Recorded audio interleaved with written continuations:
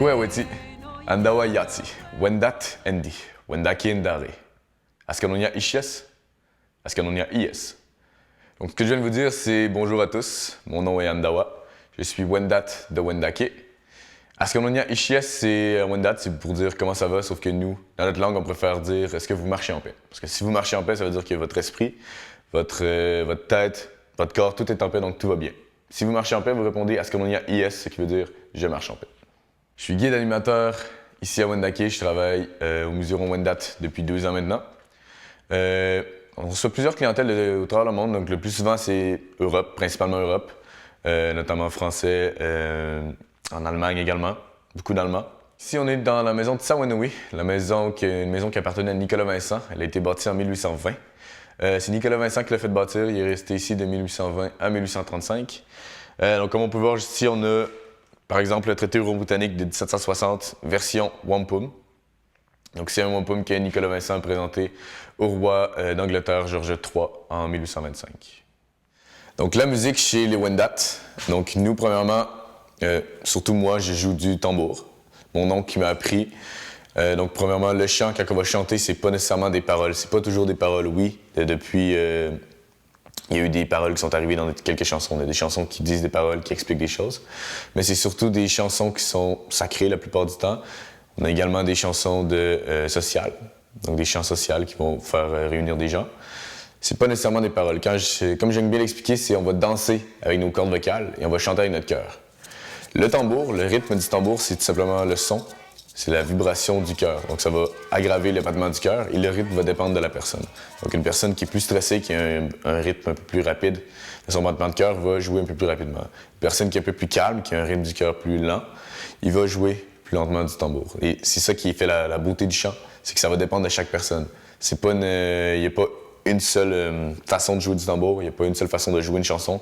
La chanson va changer dépendamment de la personne qui la joue, dépendamment de son humeur, dépendamment de ce qui l'y entoure. Donc, tout va être des facteurs qui vont rendre la chanson plus belle à cette personne-là.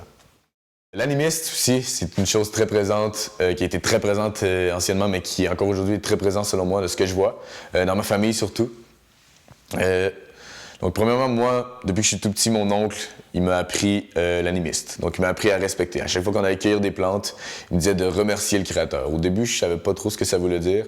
Finalement, j'ai compris que c'est simplement une vision de voir les choses. Donc, dans certaines nations, certains peuples, on voit comme une pyramide pour la hiérarchie. Donc, je veux dire, on va avoir l'humain, on va avoir les animaux, on va avoir les plantes, les roches, tout ce qui est inanimé.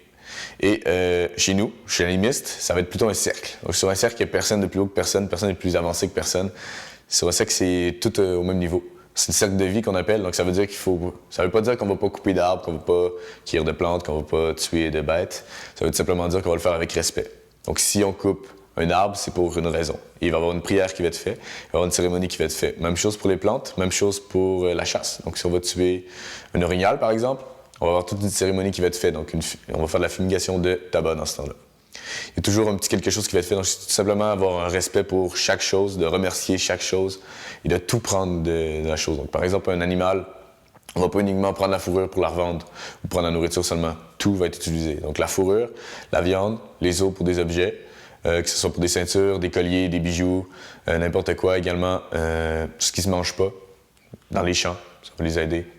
Et encore aujourd'hui, on peut faire des choses comme ça, faire de l'engrais naturel qu'on peut utiliser encore pour nous-mêmes.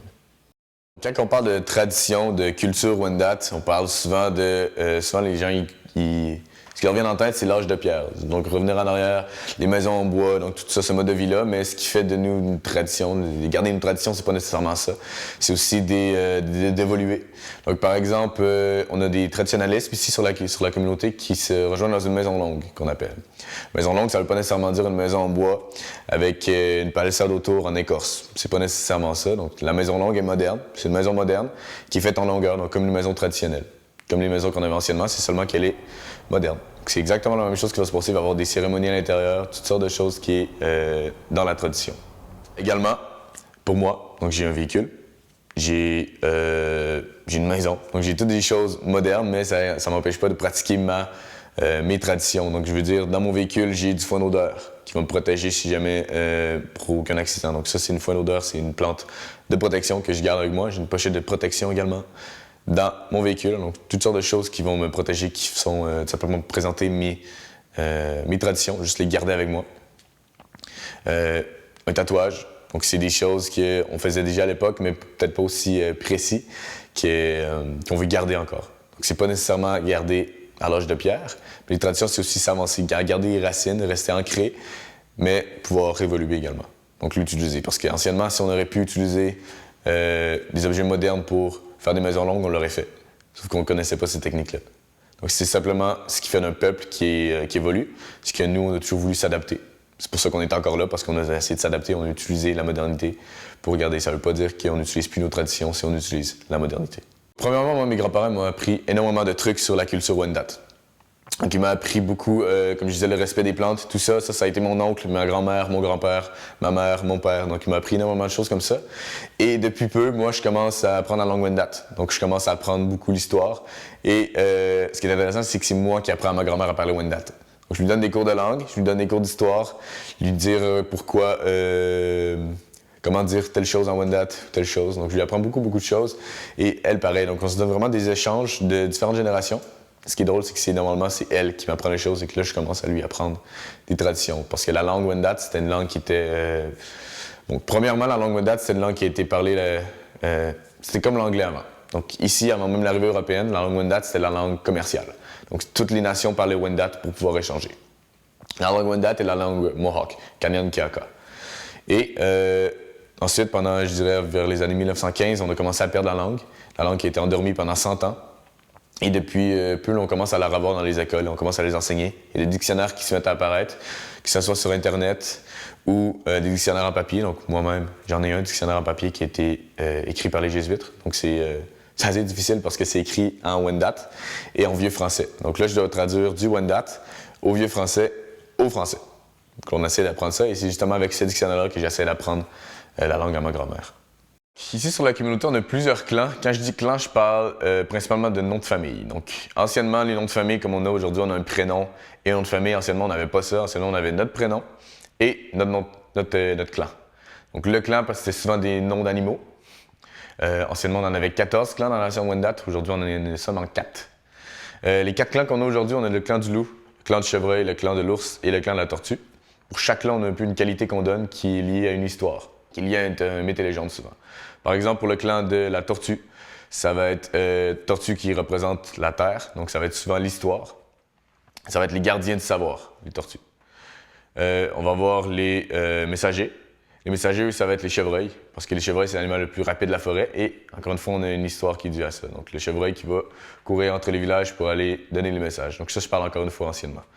On a également les loups, le clan du loup, eux qui vont être les gardiens des portes. Les loups en meute, souvent, ils vont se protéger entre eux, ils vont protéger la meute. Et on a également le clan de l'ours. Le clan de l'ours, c'est le clan de l'accueil et le clan de la médecine. Parce qu'il y a une légende qui dit que les ours ont apporté la médecine chez les Wendat. Donc, c'est une famille d'ours qui a donné la médecine chez un homme et une femme Wendat qui l'ont ramené ensuite dans leur village. Moi, par exemple, je suis du clan de l'ours, qu'on peut voir ici. Donc, j'essaie de représenter mon clan comme la plupart des gens dans la communauté. Donc, juste ici, en fait, ce que j'essaie de représenter, premièrement, c'est des ours qu'on voit. Par contre, sur mon bras ici, j'essaie de représenter ma famille. Donc, le clan, l'ours qui est ici, ça représente ma grand-mère, qui veille sur nous depuis toujours.